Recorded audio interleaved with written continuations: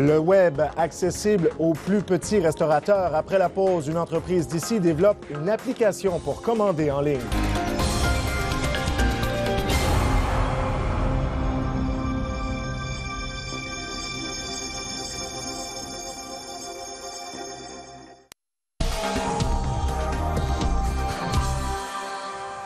On le sait, les commerçants font des affaires d'or avec les ventes sur Internet. Les restaurateurs, eux, poussent maintenant la chose plus loin avec les applications mobiles.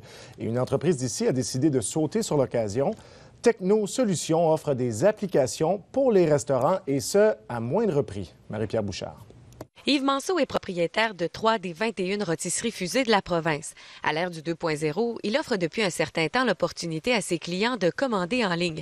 Mais il voulait simplifier encore plus la vie de ses clients avec une application mobile. Il y a une pression de la compétition, surtout qu'il y a des chaînes de grands restaurants. Aux États-Unis, c'est vraiment beaucoup plus fort qu'ici. Oui, sauf que le marché n'est pas encore exploité. C'est pour ça qu'on se dépêche à prendre cette position-là. Mais la chaîne de restauration n'avait pas les moyens d'investir des montants importants. Quand on parle d'un restaurant, développer la commande en ligne peut coûter très cher. Ici, on choisit ce que c'est livraison ou au comptoir. Est-ce qu'on va le chercher ou c'est livré? C'est là qu'interviennent Sylvain Cormier et son associé Francis Levasseur. Pour 3 000 $, ils conçoivent une application pour des restaurateurs comme Yves Manceau. Pas de matériel à acheter, pas de formation à avoir pour gérer Internet, un site web, des choses comme ça. Ça se fait directement à partir de la caisse. S'ils changent un prix, ça se majore automatiquement. S'ils reçoivent une commande, la commande est payée et transférée dans la cuisine et prêt à livrer. Un produit innovateur sur le marché des applications de restaurants parce que ceux qui en détiennent actuellement font affaire avec un centre d'appel. Tu as des gens au centre d'appel, il faut que tu payes. Tu as un menu qu'il faut que tu modifies régulièrement parce qu'il n'est pas connecté nécessairement aux caisses. Donc, s'il y a un changement de prix, il faut que tu payes des frais toujours pour faire changer les prix. Alors que plus de 300 chaînes de restaurants offrent le service de commande en ligne aux États-Unis, le Québec tire de l'arrière dans le domaine.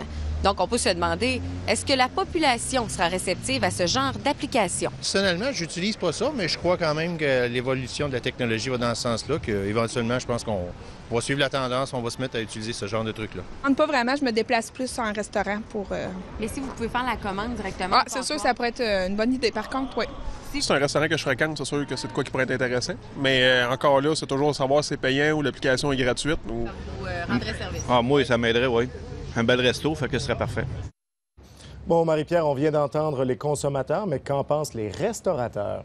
Bien, vous l'avez vu dans mon reportage, les gens que j'ai consultés avaient des commentaires très mitigés. Même chose du côté des restaurateurs. J'ai parlé, entre autres, au propriétaire de Bravo Pizzeria, qui s'appelle Costa Diamantopoulos. Il me disait qu'il faudrait y réfléchir. De son côté, la propriétaire de Sushizo, Pascal Méthode, qui a déjà eu cette expérience dans le passé, dans d'autres restaurants, n'est pas convaincue, en tout cas pas pour les sushis.